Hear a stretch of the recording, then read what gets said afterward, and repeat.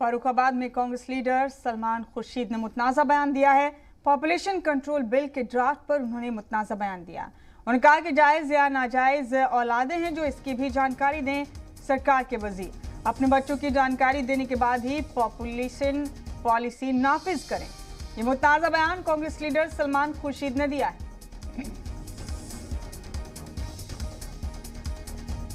Population control bill के draft को लेकर उन्होंने मुतनाज़ा बयान दिया। उन्होंने कहा कि सरकार के वजीर अपनी जायज़ या नाजायज़ औलादों का ब्यौरा दे, पहले अपने बच्चों की जानकारी देने के बाद ही पॉलिसी नाफिज करें।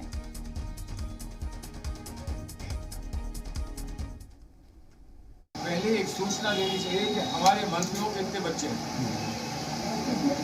ठीक है ना, हमारे मंत्रियों के इतने बच्चे हैं, उसके बाद करना चाहिए, उससे पहले नहीं करना चाहिए। और ये कहें कि ऑपोजिशन जो है वो आप घोषणा करें कि हमारे कितने बच्चे हैं और हम अपनी घोषणा करेंगे कि हमारे कितने बच्चे हैं, उसके बाद क्या होगा।